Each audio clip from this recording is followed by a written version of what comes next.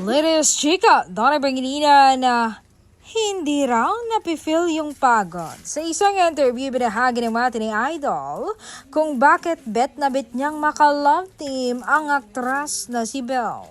Sabi niya, kumbaga mas magiging doble lang yung saya, yung eagerness ko sa ganong klaseng trabaho kapag si Belle ang katrabaho. At syempre, hindi naman lingid sa kaalaman na lahat na komportable ako kay Belle. Kung may trabaho ako with Belle, mas nangingibabaw yung saya at hindi ko napifeel yung pagod doon sa trabaho kapag si Belle ang kasama ko.